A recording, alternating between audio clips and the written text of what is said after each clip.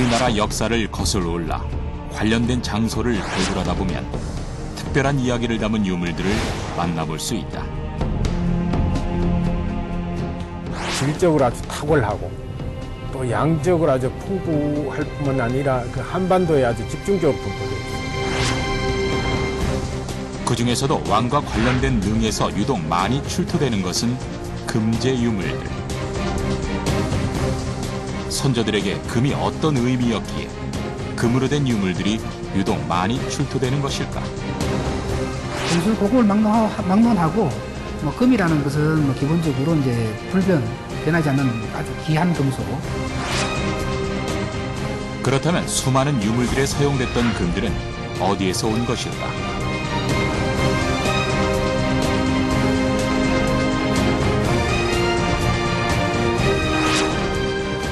과거 우리나라에 금이 그렇게나 많이 분포하고 있었을까 하는 의문을 제시해본다.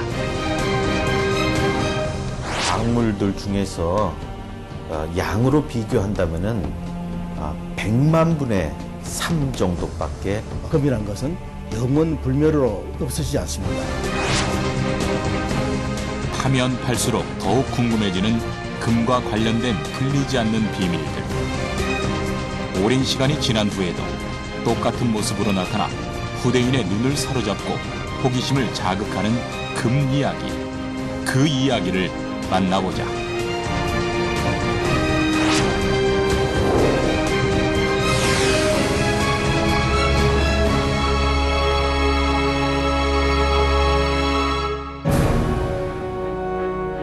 (1925년) 일제강점기의 경주. 일본은 식민 지배를 위한 재정 마련을 위하여 토지 수탈은 물론 식량 등을 일본으로 수송하는 행동을 일삼았다. 일제는 이러한 수탈의 목적으로 기차를 이용했다. 이 시기에 경주역에 기관차고를 짓는데 매립할 흙이 모자라자 신라 고분을 파헤치기 시작하였다. 그런데 그 과정에서 1926년 10월 예상치 못한 일이 벌어졌다. 의외의 유물이 발견된 것이다. 스웨덴의 구스타프 6세 아돌프의 참관하에 진행된 발굴 작업에서 1500년 전의 금관이 나타났다. 스웨덴 황태자가 발굴을 참관해서 나온 금관이기 때문에 이제 서자가 붙었고, 그리고 이제 그 금관 그 내부에 내관 쉽게 말해서 그 십자 모양의 금띠가 교차되는 지점에 그 봉황으로 추정되는 그 새가 3마리가 있습니다. 그래서 서자와 봉자를 합쳐서 그 서봉총이라고 불렀는데요. 출토된 직후부터 보여진 그 화려함과 고귀함으로 특별한 유물임을 스스로 나타낸 서봉총 금관. 금관은 출토된 뒤 바로 경성의 총독부 박물관으로 보내져 그곳에 보관되었다. 그 뒤 국립중앙박물관에 계속 전시되어 오다가 1991년에 비로소 고향인 경주로 돌아왔다.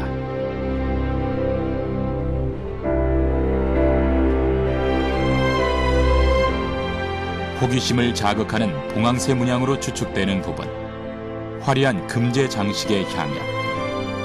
아직도 정확히 누구의 금관이었는지에 대해 밝혀지진 않았지만 후대인들은 그 연구를 끊임없이 진행하고 있다.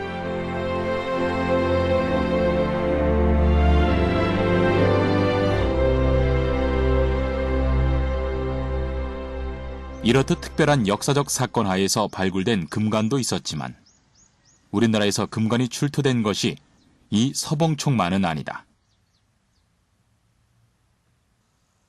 여러 능을 발굴하는 과정에서 많은 금제 장식은 물론 금관들이 출토되었다. 여기에서 집중해야 할 점은 바로 많은 금관이 서봉총, 천마총, 금명총 등 경주 지역의 능에서 발굴되었다는 점이다. 경주 지역을 중심으로 금관이 또는 금장신구들이 집중 분포되어 있는 것은 역사적 사실과 또는 이 자원, 금이 많았다고 하는 그 자원과의 관계 속에서 이해할 수 있다. 경주 지역을 중심으로 한 우리나라 금관의 발굴에 세계적인 이목이 집중되었는데 이런 금관의 발굴이 대한민국을 금관의 왕국으로 만들어 주었다. 세계적으로 고대 금관이 모두 13점인데요. 그 중에 이제 신라 금관이 한 7점이고, 가야 금관이 2점이고요. 나머지 3점만 외국 금관입니다. 지금까지 알려진 세계 금관은 단 3개. 신라와 가야 금관을 제외하면 고대 금관은 거의 없는 것이나 같다. 세계 지도에 금관의 분포도를 그리면은 한반도에만 집중되어 있다. 그런 점에서 한반도는 금관 왕국이었다. 이렇게 이야기할 수 있죠.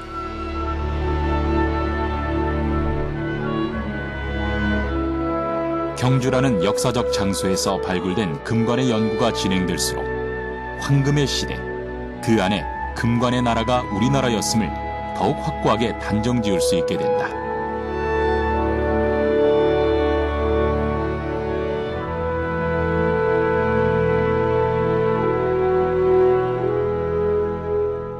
세계 금관의 대부분이 그야말로 이제 경주를 중심으로 해서 한반도에 분포되어 있기 때문에 한국은 금관 왕국이며 또 종주국이라고 해도 지나치지가 않습니다. 이렇게 7점의 신라 금관이 발굴되자 우리나라 금관의 이야기는 신라 시대에 초점을 맞추게 되었다. 그런데 그 안에서 새로운 형태의 금관을 대면하게 된다.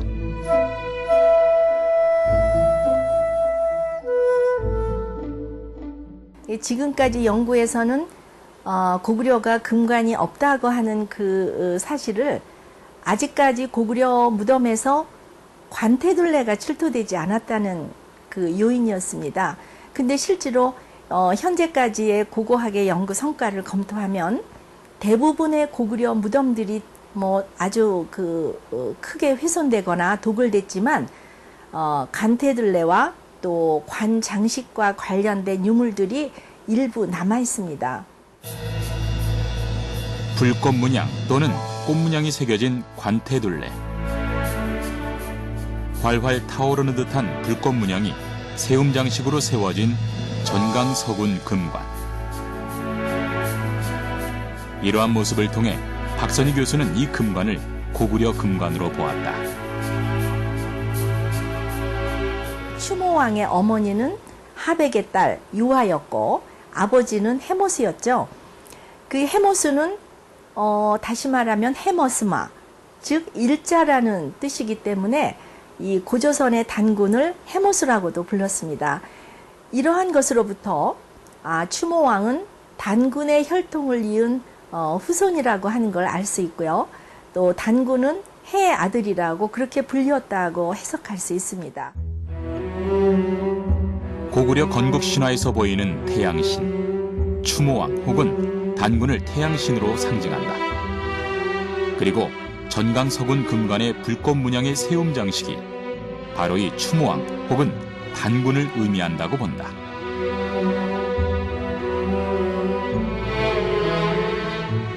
사실 전문가들도 금관 장식의 모양 하나로 이 모든 이야기를 확정짓기에는 아직은 역부족이라 말한다. 하지만 연구가 계속되는 한 금관 왕국의 이야기 속 더 많은 비밀들이 계속 풀려나가지 않을까. 금관 제작 기술의 숨겨진 비밀을 풀어본다. 과연 금관이란 무엇인가? 경주에서 발굴된 신라의 금관들을 통해 알아보자.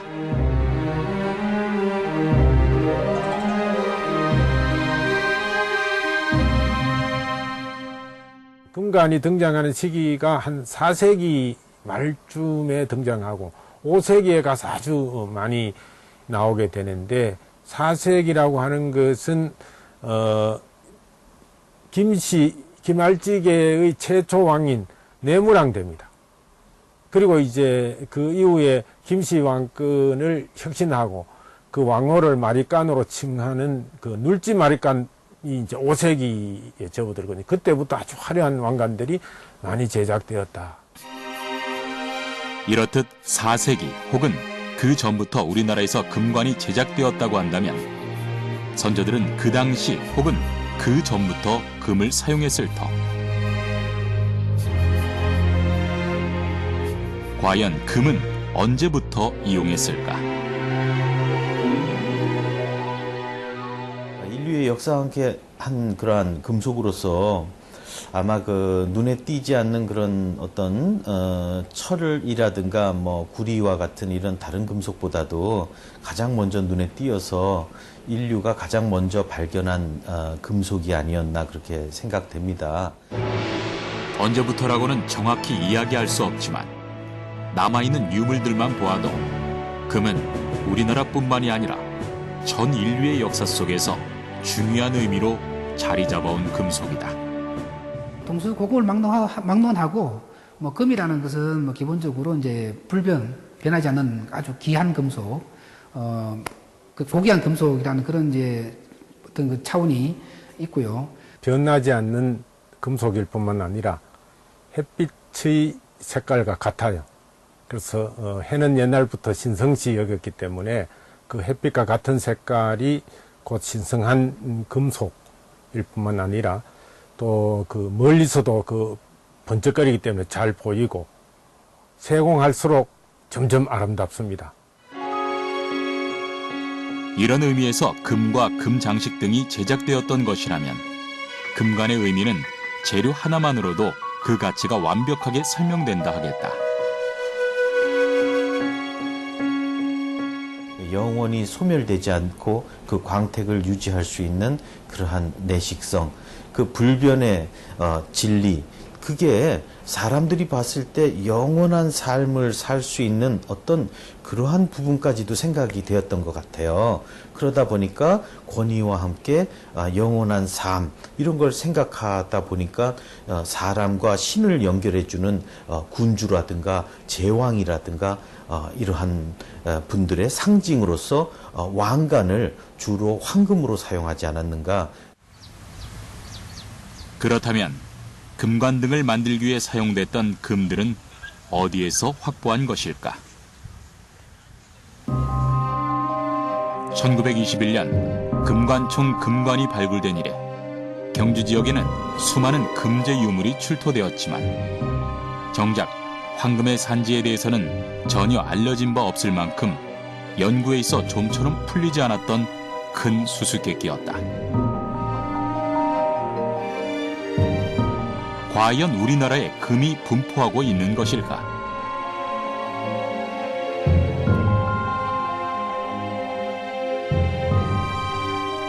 수수께끼의 답을 찾기 위해 금맥의 장소, 그 흔적들을 찾아가 본다. 우리나라가 이제 지질 시대를 볼 때 그 선캠브리아대, 고생대, 중생대, 신생대 이렇게 나르는데요. 주로 이제 그 중생대 때 주라기하고 백악기 때 그런 그 관입했던 대보 화강암과 불국사 화강암과 관련돼 가지고 많이 이제 분포하고요. 특히 그 중에서도 중생대 주라기 대보 화강암과 그다음에 그 인접해서 나와 있는 선 캄브리아대의 그런 편마암지대에서 주로 이제 금광이 많이 분포되고 있습니다. 금은 보통 화강암 속에 포함되어 있다. 우리나라의 국토의 절반 이상을 차지하고 있는 암석이 화강암이기에 이론적으로 우리나라는 황금의 땅. 그럼 금은 어떻게 만들어질까? 중요한 것은 마그마가 식을 때 생기는 열수. 이 열수에 녹아있던 금 등의 유용 광물이 지하 암석의 틈을 타고 상승하는 동안 침전하여 만들어진다.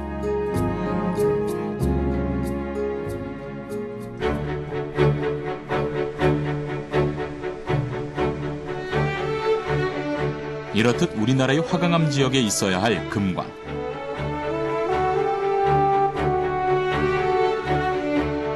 실제 금의 존재를 확인시켜줄 금이 났던 광산을 찾아가 보았다.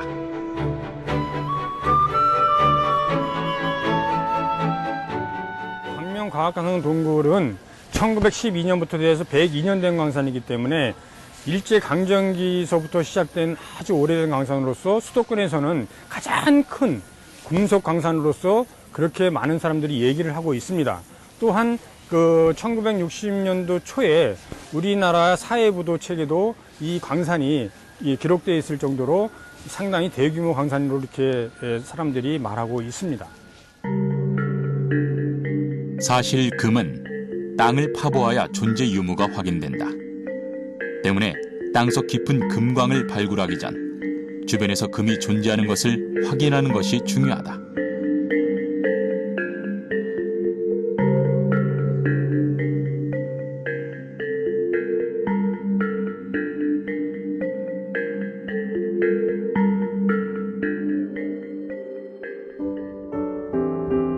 이곳의 경우 금의 존재가 확인되었기에 채굴이 진행된 광산.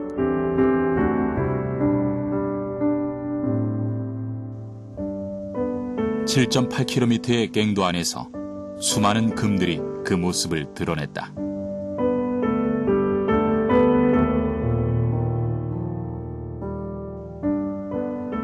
지금은 채굴이 중단되었지만 과거 채굴의 흔적은 그대로 남아있다.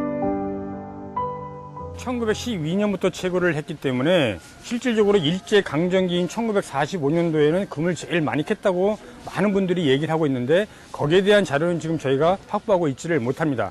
다만 1955년부터 1972년까지 17년간 저희가 금을 52kg을 여기서 채굴을 했고 52kg이라고 하는 것은 우리나라 돈으로 현재 약 한 36억 원 정도 되는데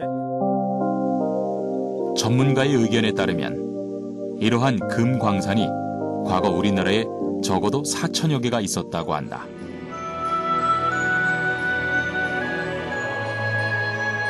과거에 금을 채굴했던 안 했던 실제로 금은 한반도에 널리 분포되어 있었다.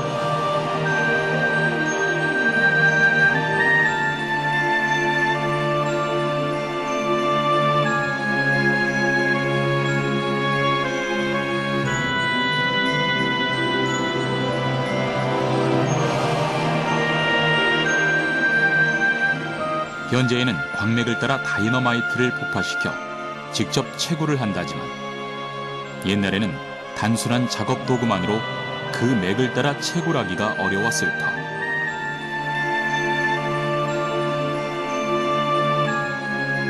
신라시대에는 어떠한 장소에서 금을 어떻게 얻었을지에 대한 궁금증이 증폭되는 시점이다.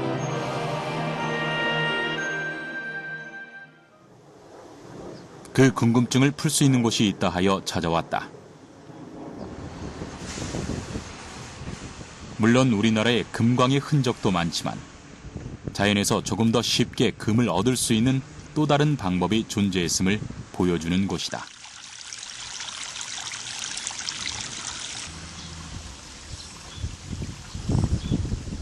경주가 바로 나오게. 이곳은 사금이 있었다고 전해지는 곳. 여기 쭉 들어가야죠. 사금이라는 것은 이제 말 그대로 그냥 아마 주변에 어떤 그런 이런 열수 맥상 금관 같은 게 있으면은 그게 이제 그런 맥 같은 것들이 어떤 풍화작용에 의해서 뭐 이런 하천 같은 데 이렇게 이제 표적이 되는 걸 갖다가 이제 일반 사람들이 뭐 펜닝 같은 거를 거쳐서 이렇게 보통 캐고 하죠. 과연 사금이 얼마나 존재했을까 싶지만 최근 계속된 채취 과정을 통해 많은 곳에 사금이 나왔음을 증명하고 있다. 지금 우리가 와 있는 곳은 조선 광산지에 경주 지역 사금 나는 곳 중에서 상계라고 표기해둔 곳입니다. 제가 이제까지 이 경주 신라 왕궁을 기준으로 반지름 50km 이내에서 현재까지 13군데에서 사금이 나는 것을 확인하였습니다. 이렇듯 경주 일대가 사금부지였음이 밝혀짐으로 인해서 100%라고 할 수는 없지만 신라시대의 금장식을 만드는데 사금이 유용했을 것을 뒷받침한다. 그렇다면 사금은 어떻게 채취하는 것일까? 단순히 물이 흐르는 개울로 보이는 이런 곳에서 정말 금을 얻을 수 있는 것일까? 직접 사금을 채취해 보기로 했다.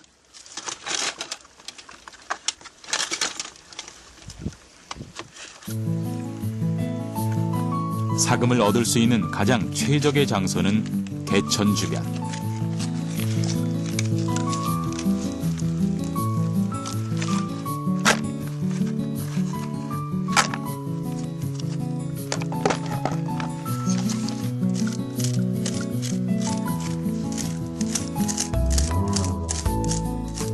이곳의 흙을 퍼담아 본다.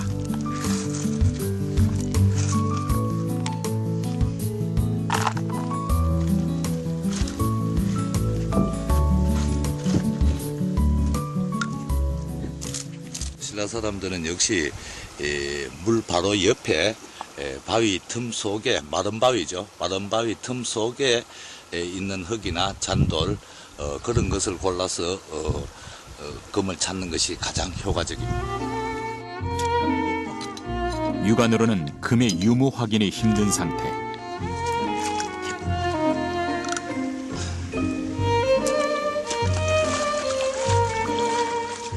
담아놓은 흙을 물속에서 흔들어 불순물을 걸러내본다.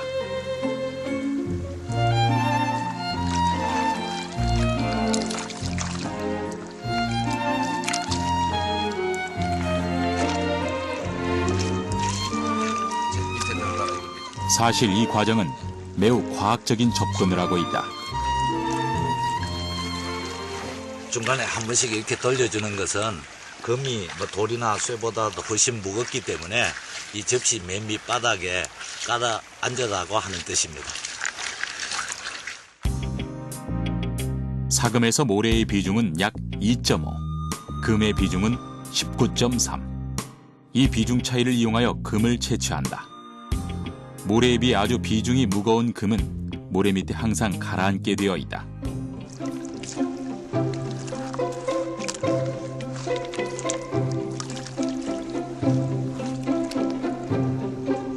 단순한 듯 보이지만 물속에서 반복적으로 흔들어주면 모래만 빠져나가고 결국에는 금이 남게 되는 것이다.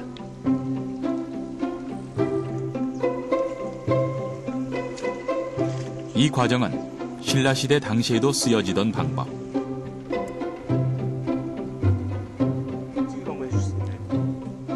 특별한 도구 없이도 금의 속성을 통해 금을 얻을 수 있는 선조들의 지혜가 담긴 최상의 방법이었으리라 본다.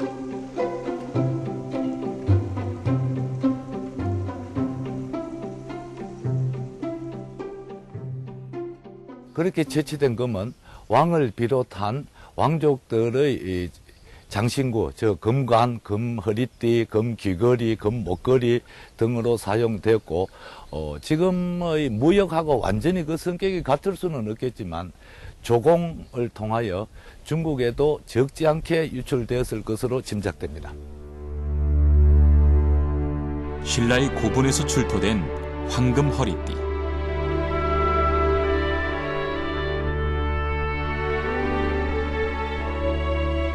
허리띠에 장식되어 있는 상징물 중에 족집게, 약통 등의 장식 모양이 사금 채취 과정에 사용하였던 도구였다고 보는 견해도 있다.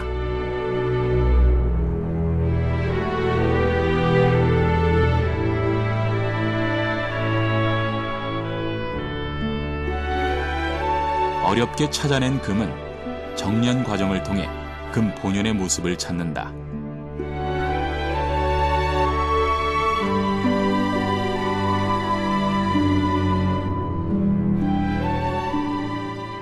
끝까지 살아있는 모래가 바로 수정이거든요. 비중이 2.65니까 19.29씩이나 되는 아주 그 비중이 무거운 금은 모래 밑에 항상 가라앉게 돼 있죠. 그래서 흔들고 모래 퍼내고 또 흔들고 모래 퍼내고 하다 보면은 맨 마지막에 가면은 반짝반짝하는 금이 보여지셨을 거예요.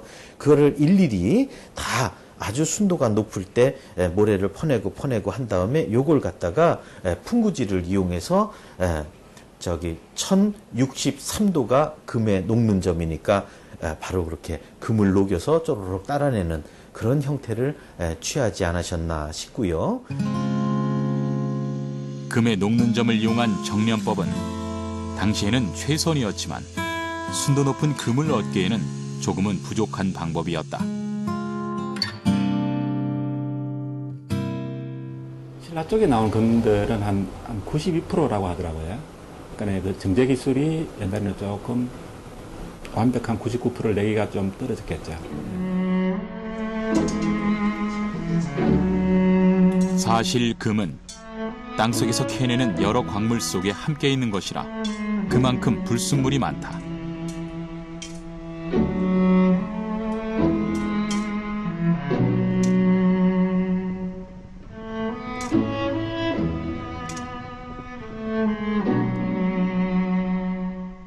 그렇다면 어떻게 순도 높은 금을 만들 수 있을까?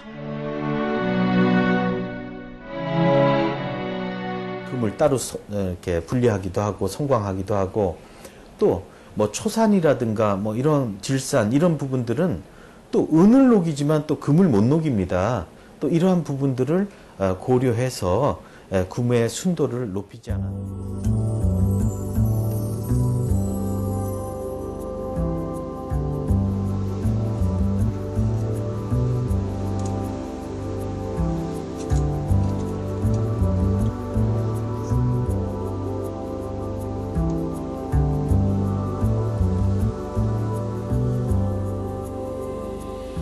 다양한 광물이 섞여 있는 상태에서 초산을 넣어 금을 찾아내는 일명 초산 분석법.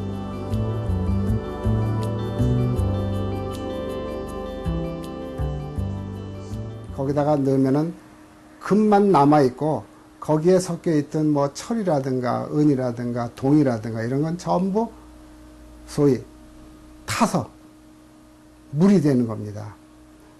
그리고 그 찌꺼기 남은 것이 바로 어떠한 그 강한 약품에도 녹지 않는 금이 남아있는 거를 이제 건져내서 녹이는 것을 이제. 금을 제외한 모든 불순물들이 녹아 없어지는 것.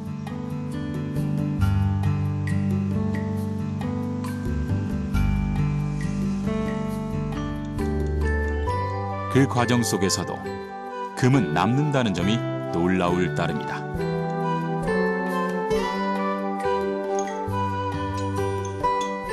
사실 과거에도 순도 높은 금을 얻기 위한 노력은 계속됐을 것이다.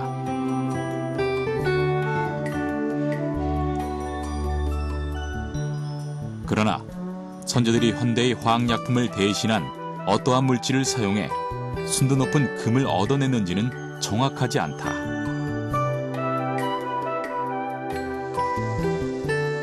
하지만 다른 물질들 속에서 끝까지 녹지 않는 금의 속성을 보고 금을 불멸의 상징으로 보았다거나 다른 어떤 것보다 굳건한 위험을 가진 물질의 의미로 판단한 것은 분명한 듯 싶다.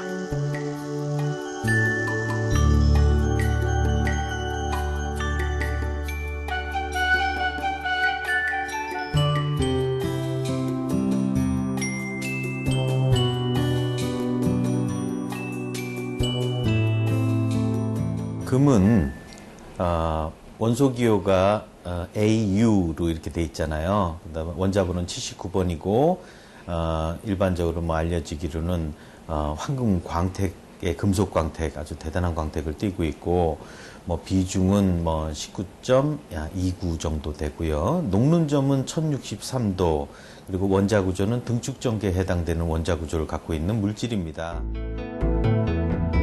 그렇다면 실제 금은 어떠한 우수한 특성을 지니고 있을까? 전연성이 뛰어나다고 되어 있어요. 전연성은 전성과 연성을 뜻하는데요. 전성은 아무리 얇게 만들어도 뚫어지거나 찢어지지 않고 얇게 만들 수 있는 걸 전성이라고 하고요. 연성이라고 하는 것은 아무리 길게 느려도 끊어지지 않고 길게 느려지는 걸 연성이라고 합니다. 보통 금 1g이라고 한다면 성냥머리에 해당되는 아주 조그마한 양.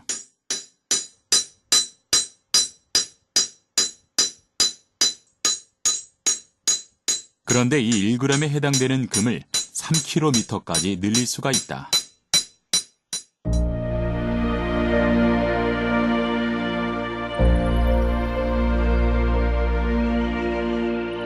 심지어 그렇게 얇게 늘어났음에도 뚫어지거나 찢어지지 않는다.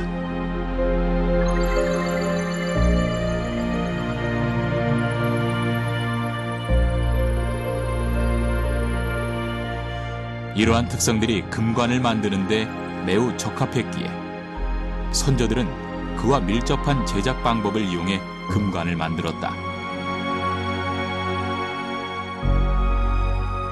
금을 녹여서 덩어리를 만들고 그것을 망치로 실수 없이 두드려서 판을 아주 얇게 만들어야 되겠죠. 금량이 그렇게 많지 않기 때문에 상당히 얇게 넓게 만들어야 된다. 그리고 도안을 해서 자르고 오려낸다. 그리고 이제 모양을 내야 되겠죠. 또 구멍도 뚫고. 그래서 이제 영락도 만들고 고곡도 만들고. 그래서 그 달개를 달면 하나의 금관이 되겠죠.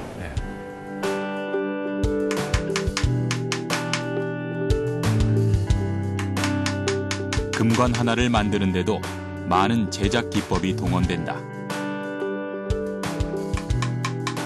첫 번째는 일명 판금 기법. 얇게 펴진 금판을 휘게 만들고 자르는 등의 과정을 거쳐 금관의 테두리 혹은 장식의 틀을 잡는 것이다.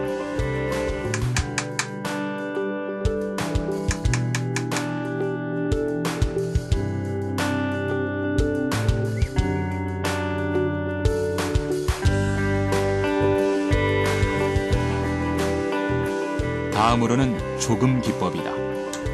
큰 틀을 잡은 금판에 무늬를 넣는 방법. 끝이 뾰족한 도구를 이용해 점이나 선을 만들어 문양이나 글씨를 새겨 넣는다. 쪼아갖고 그 뾰족한 그 정이 있어요. 그 정으로 뒤에서 때리면은 뒤로 볼록 튀어나올 거 아닙니까? 그걸로 무늬를 넣어서 꼭 누금해 놓은 거 모양 뒤에서 보면 쫙 그 알맹이들이 쫙 나열이 되어 있는 그걸 조금 작업이라고 하죠. 탄탄하게 만들어진 금관에는 다양한 장식이 필수. 장식을 달 수 있는 구멍을 하나 만드는 것도 세심한 작업이 필요하다.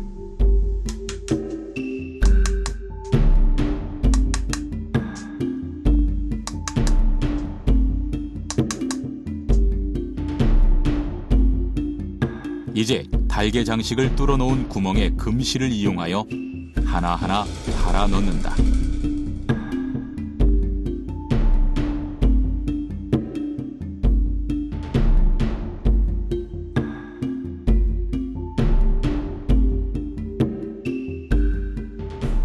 고곡도 마찬가지. 사실 무른 금판에 이 장식품들을 달기 위해 그동안의 노력이 필요했다. 기초작업에서 금판을 두드리고 세심하게 점과 문양을 찍어 금관을 완성했다. 금판이 얇으니까 꺾어지지 않도록 하기 위해서 강화시키는, 그러니까 문양의 기능이기도 하지만은 이 재질을 특별히 강하게 만드는 그런 기법이 아닌가. 한국은 상당히 이제 금속을 갖다가 재련하는 기술이 상당히 뛰어났다고 봅니다. 그래서 우리 지금까지 알려져 있지는 있는 건 없습니다만은 그 당시에 아마 철을 재련하거나 금을 아마 재련해서 새로운 어떤 제품으로 만드는 그런 기술이 상당히 뛰어났다고 이렇게 봅니다. 이렇게 금관이 완성된다. 하지만 여기서 끝이 아니다. 금관 드리개를 자세히 보면 아주 세밀한 세공 기법이 또 하나 있었음을 알 수 있다. 표면에다가 좁쌀보다 아주 작은 그 알맹이들을 쫙 전부 그 초보에다 붙여가지고 나열을 해서 그 작은 것을 아름답게 장식을 하는 그런 과정, 그 작업을 누궁 과정이라고, 작업이라고 하고 있죠. 금관과 금제 장식에서 빠질 수 없는 세밀한 무늬 표현 기법으로 조금 기법처럼 무늬를 찍어 넣는 것이 아닌 붙여 넣는 기법이기에 세심한 작업을 요한다.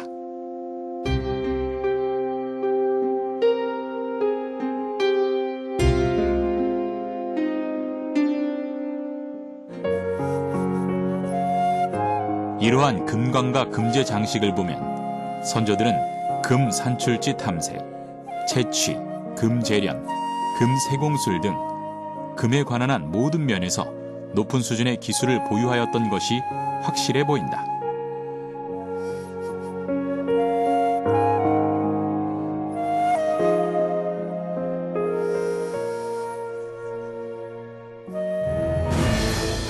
금관에 담긴 의미, 그 비밀을 풀어본다.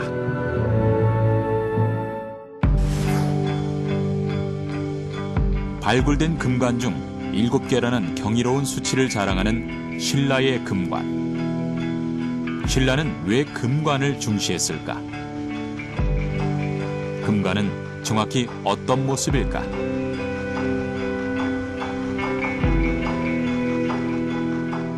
관태에다가 나무 모양의 세움 장식을 3개 또는 5개를 세웠다. 이 양식이 순군 왕관이든지 또는 금동제 왕관이든지 간에 또는 그것이 이 왕관이든지 또는 지도자에 가든지 간에 아주 일관된 양식을 이루고 있다. 우리는 이 세움 장식을 보고 다른 나라 금관에서는 찾아볼 수 없는 우리나라만의 양식이 배어 있다고 표현한다.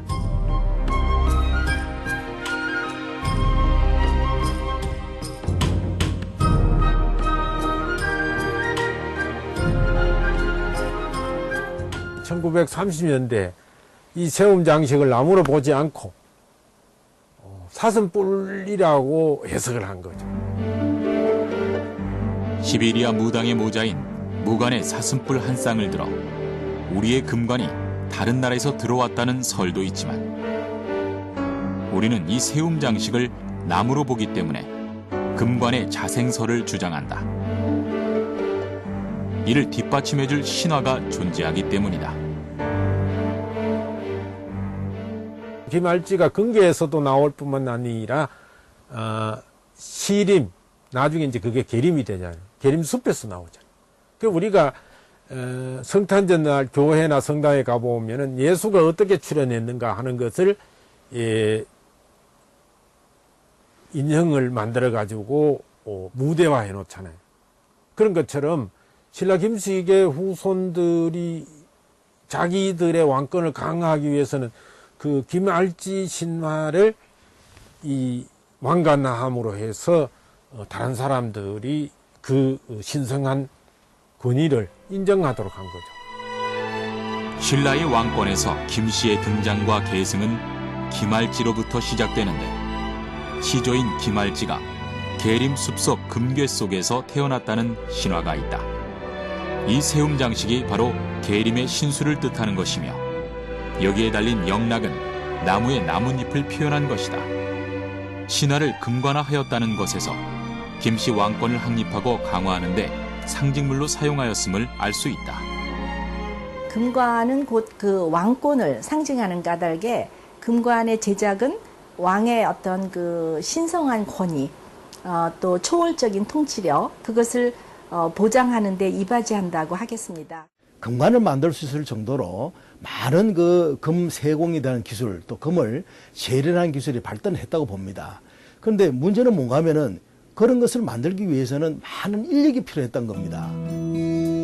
성인 한 명이 하루에 캘 수 있는 사금은 0.5g, 금관 하나가 825g이라고 할 경우 사금으로 금관 제작을 하기 위해서는 110명이 15일간 금을 캐야 한다. 이러한 인력을 동원할 수 있었던 사람은 강력한 왕권을 지닌 왕만이 가능했을 것. 이런 면에서도 금관은 왕권 강화의 상징임을 말한다.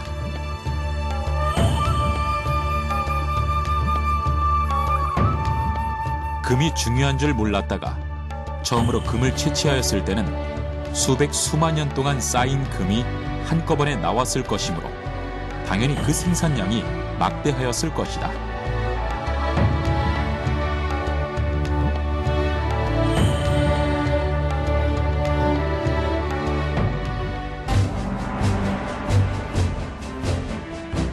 그 뒤로도 삼국통일까지 영토 확장을 거듭하면서 금 생산량이 늘어나다가 9세기 초에 황금 생산량이 급격히 줄어들었다. 법으로 금 사용을 줄였기 때문이다.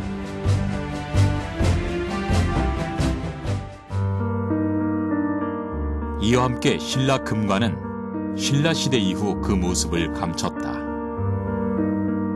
신라 사회에서 금으로 만든 금관이 유행하고 고려 시대나 조선 시대에는 유행하지 않게 되는 이유는 고려 사회나 조선 사회와는 다른 신라 사회의 독특한 특징이 있기 때문입니다.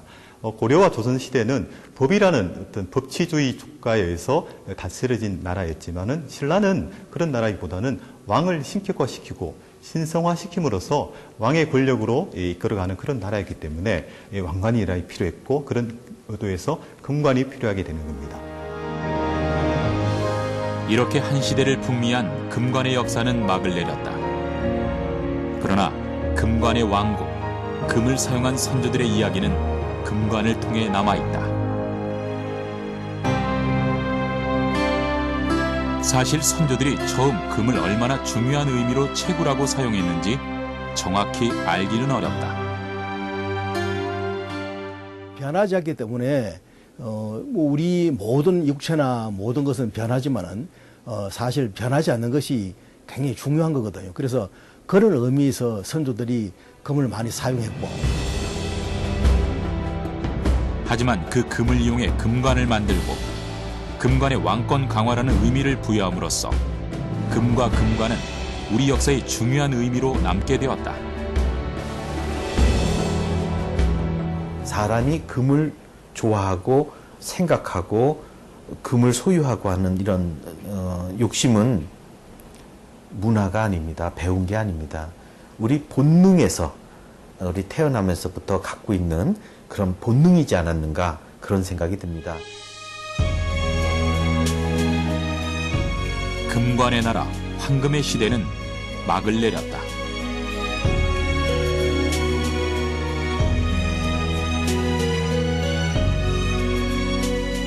하지만 금관 그리고 금을 가치 있게 여기는 우리의 생각에는 변함이 없는 것이다. 세월이 지나도 변함없는 영원의 의미. 이제 한 시대의 역사를 대변해주는 상징이 되었다. 여전히 땅속 어디에선가 비밀을 품고 있는 영원불멸 금관 왕국 이야기. 아직 출토되지 않은 우수한 이야기는 또 다른 역사를 만들어낼 것이다.